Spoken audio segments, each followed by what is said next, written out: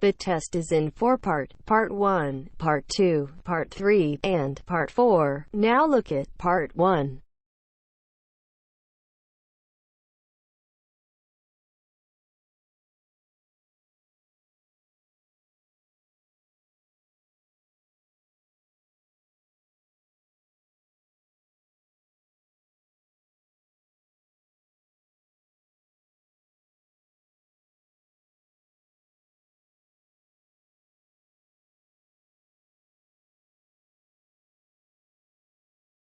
Now we shall begin. You should answer the questions as you listen because you will not hear the recording a second time. Listen carefully and answer questions 1 to 5. Hi there, how are you? I'm glad that you came to the convention today.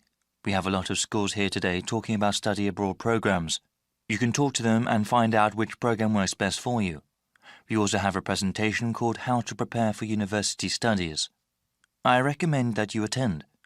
The presentation starts at 9 a.m. and it will help you understand what you need to do before you go to university. It will take place in the Blue Room. Oh, the Blue Room? Where is that? Let me explain the schedule first. Then I'll tell you about where the events are. Okay, thanks. Yes, so the conference organizer will talk about 30 minutes telling you how to prepare for university-level courses. They can be very tough for new students. He will also talk about the special needs of international students. They have a different set of issues to deal with than students from the home country. So you said that was in the Blue Room? Yes, that's right. And after that you can go into the conference room at 10 o'clock. What is happening there? That's where the booths are. Booths? What kind of booths? One for each school grouped into sections. People from each individual school will be able to give you information about different kinds of programs abroad. Before you hear the rest of the conversation, you have some time to look at questions 6 to 10.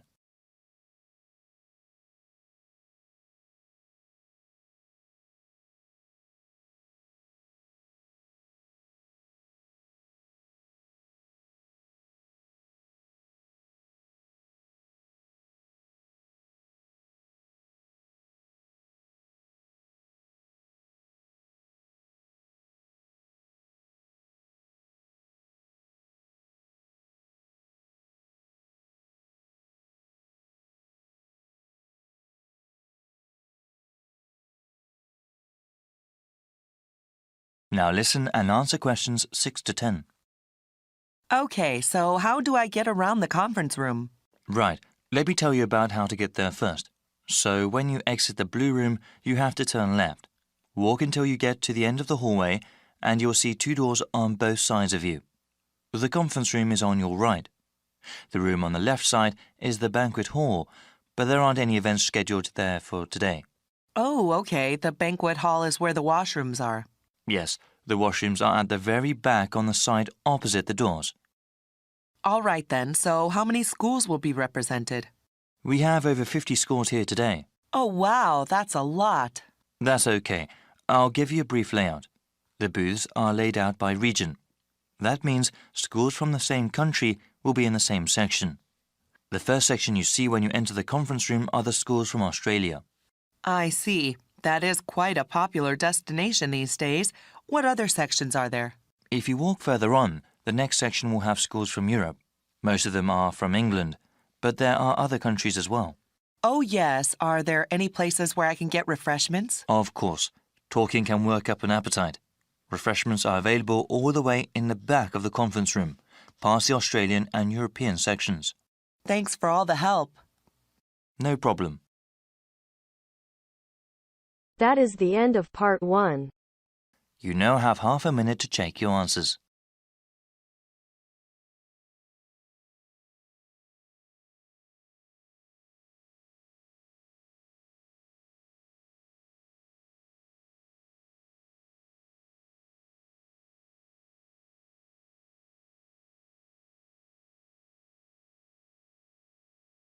Now turns to Part 2.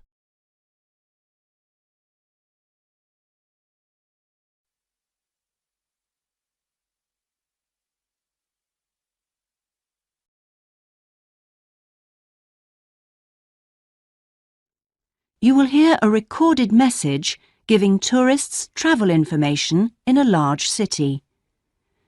First, you have some time to look at questions 11 to 18.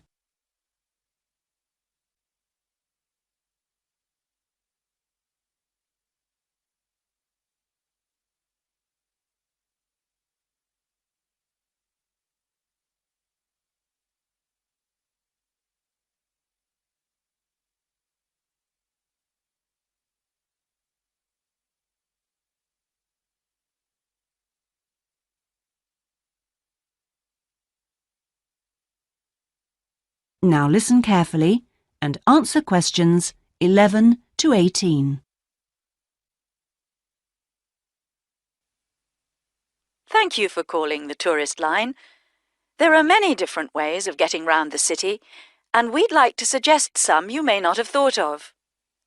How about a city trip by boat? There are 4 main stopping points. From west to east, Stop A, Greenbanks, Stop B, City Bridge, Stop C, Roman Landing, and Stop D, Newtown. You can find the main booking office at Stop A. The first boat leaves at 8 a.m. and the last one at 6:30 p.m. There are also many attractions you can visit along the river. At Stop A, if you have time, you can visit the fine 16th century palace here, built for the king, with its beautiful formal gardens. It's very near the booking office. Now you can enjoy every corner of this superb residence. Stop B. Why don't you visit Tower Restaurant with its wide range of refreshments? This is a place where you can sit and enjoy the wonderful views over the old commercial and banking centre of the city. Stop C is the area where, in the 1st century AD, invading soldiers crossed the river. This was much shallower than it is now. That's why this area is called Roman Landing. There's an interactive museum to visit here, with a large shop which has a good range of local history books. At the furthest point of the trip, Stop D, the most exciting place to visit is the new entertainment complex with 7-screen cinema, bowling alley, and video games arcade. Before you hear the rest of the message, you have some time to look at questions 19 and 20.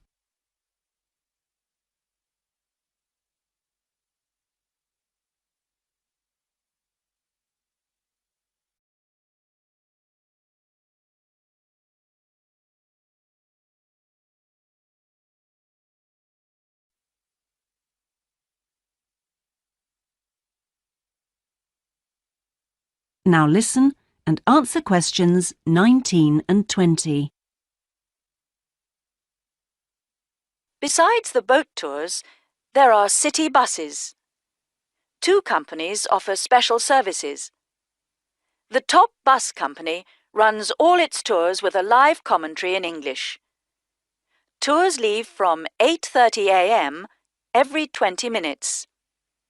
There are departures from Central Station, Castle Hill, and Long Walk.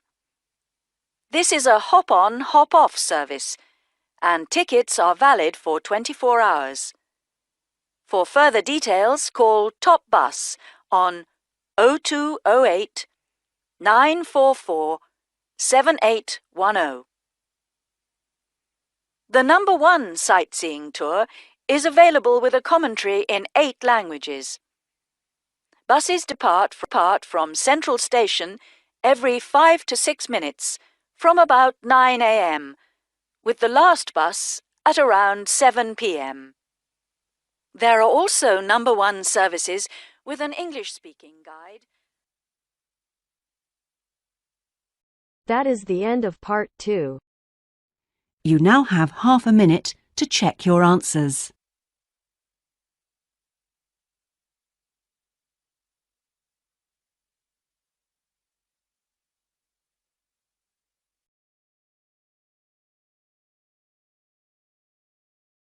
That is the end of part 3.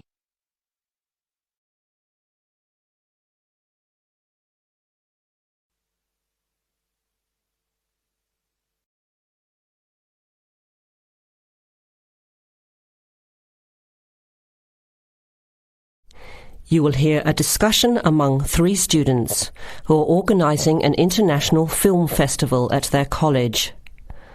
First, you have some time to look at questions 21 to 24.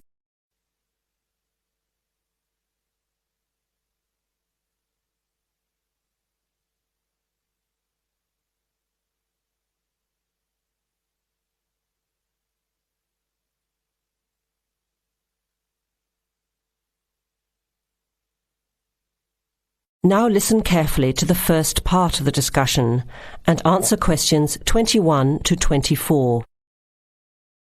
Thanks for coming to this meeting on such short notice, Anna and Veronica.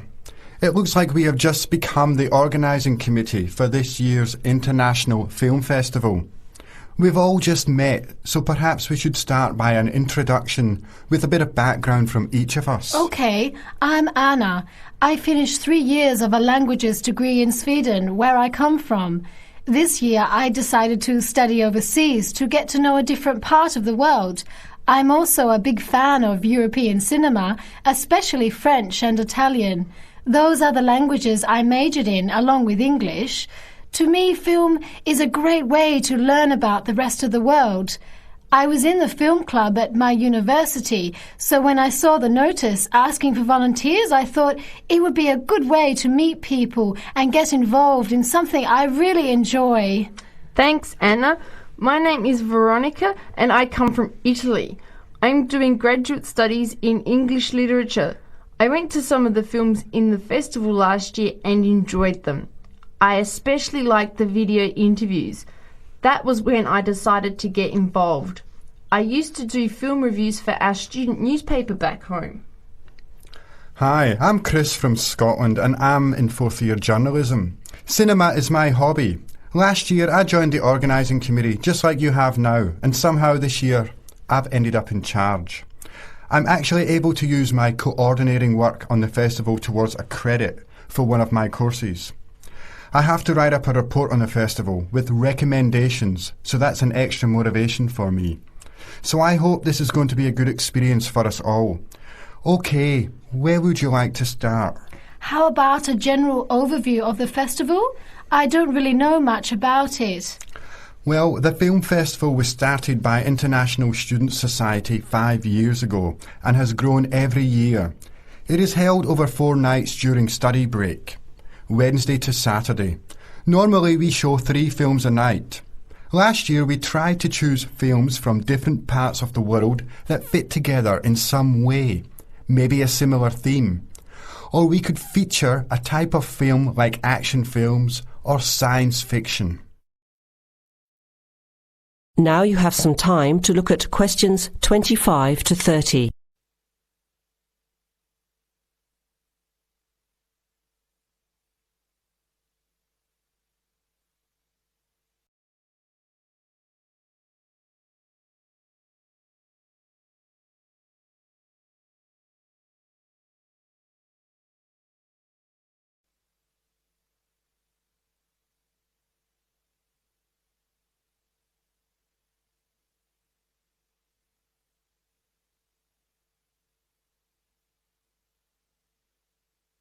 Now listen to the rest of the discussion and answer questions 25 to 30. Who picks the films? It's up to us on the committee to decide. You mean we get to pick all the films ourselves? What a hard decision. There are so many to choose from. Well, that's the fun part. We have this catalogue of independent distributors. The films are listed by language and have a short summary.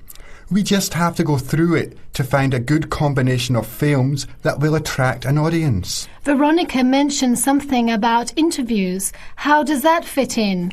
We set up cameras in the foyer of the theatre and did live interviews before, during intermission and after the screening. Anyone from the audience could come up and talk about the film. The Broadcasting and Journalism School set it up and ran the interviews.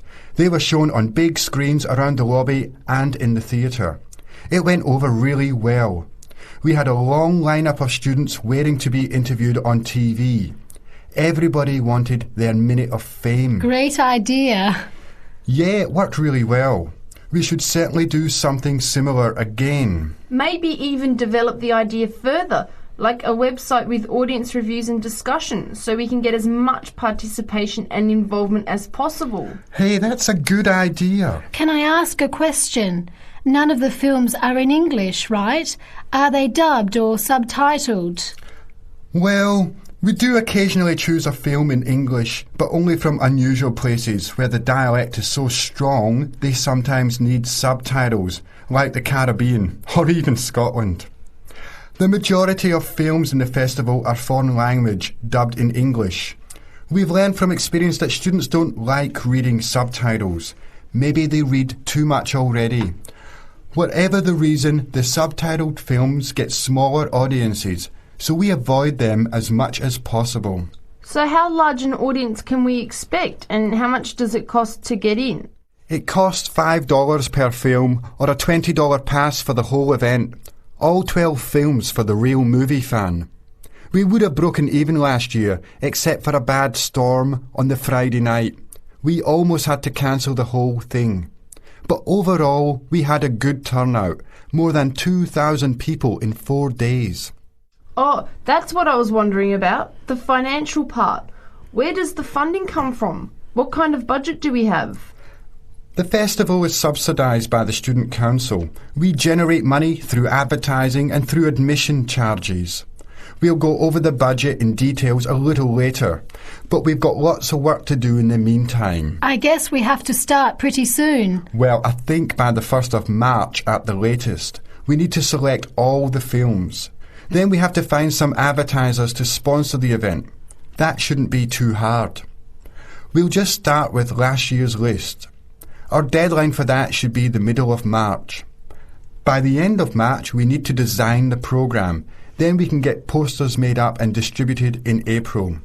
Like you said, we need some clever promotion, something to generate interest and get people talking. We have 4 months to get ready. It should be enough time. OK, where do we start? Let's start by talking about films, since that is the best part, and see what we come up with. What was the best film you saw last year? That is the end of part 3. You now have half a minute to check your answers.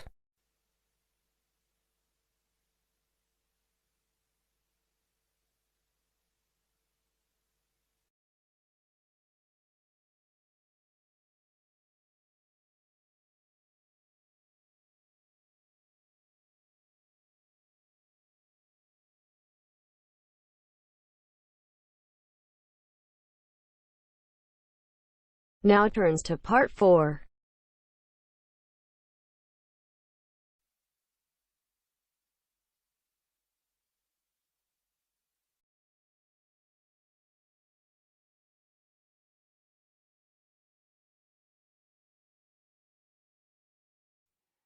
You will hear a woman talking to a group of first-year science undergraduates about the developing science of nanotechnology. First, you have some time to look at questions 31 to 40.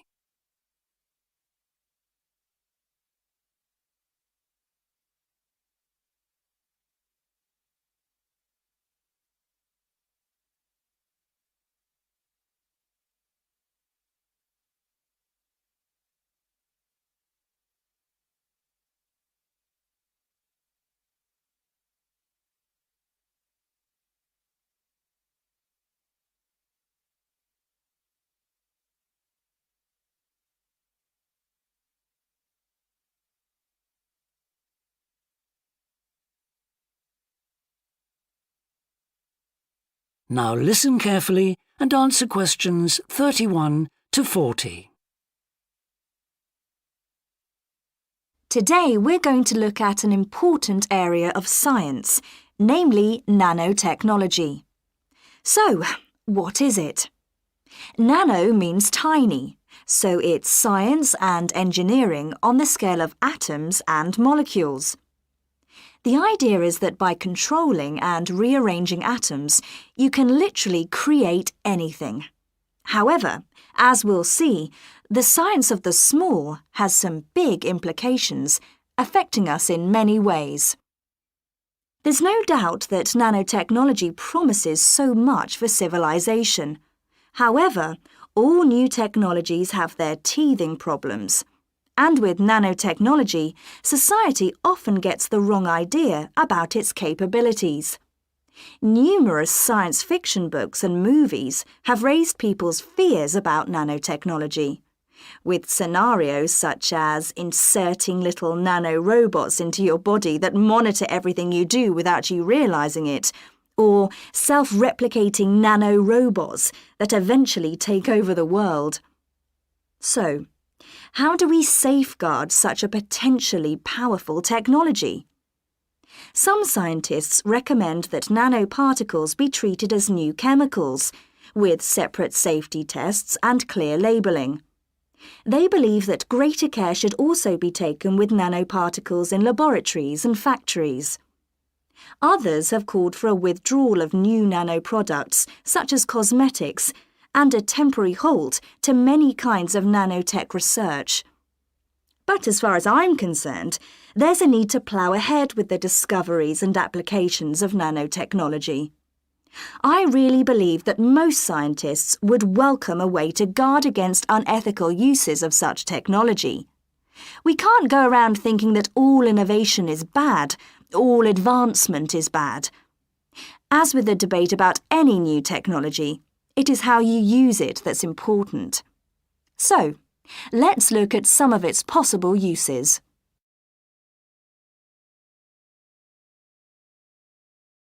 Thanks to nanotechnology, there could be a major breakthrough in the field of transportation, with the production of more durable metals. These could be virtually unbreakable, lighter, and much more pliable, leading to planes that are 50 times lighter than at present. Those same improved capabilities will dramatically reduce the cost of travelling into space, making it more accessible to ordinary people and opening up a totally new holiday destination. In terms of technology, the computer industry will be able to shrink computer parts down to minute sizes. We need nanotechnology in order to create a new generation of computers that will work even faster and will have 1,000,000 times more memory, but will be about the size of a sugar cube. Nanotechnology could also revolutionize the way that we generate power. The cost of solar cells will be drastically reduced, so harnessing this energy will be far more economical than at present. But nanotechnology has much wider applications than this and could have an enormous impact on our environment. For instance, tiny airborne nanorobots could be programmed to actually rebuild the ozone layer, which could lessen the impact of global warming on our planet. That's a pretty amazing thought, isn't it? On a more local scale, this new technology could help with the clean-up of environmental disasters, as nanotechnology will allow us to remove oil and other contaminants from the water far more effectively. And if nanotechnology progresses as expected, as a sort of building block set of about 90 atoms, then you could build anything you wanted from the bottom up. In terms of production, this means that you only use what you need, and so there wouldn't be any waste. The notion that you could create anything at all has major implications for our health. It means that we'll eventually be able to replicate anything. This would have a phenomenal effect on our society. In time, it could even lead to the eradication of famine through the introduction of machines that produce food to feed the hungry. But it's in the area of medicine that nanotechnology may have its biggest impact. How we detect disease will change as tiny biosensors are developed to analyze tests in minutes rather than days. There's even speculation nanorobots could be used to slow the aging process, lengthening life expectancy. As you can see, I'm very excited by the implications that could be available to us in the next few decades. Just how long it'll take, I honestly don't know. That is the end of part 4. You now have half a minute to check your answers.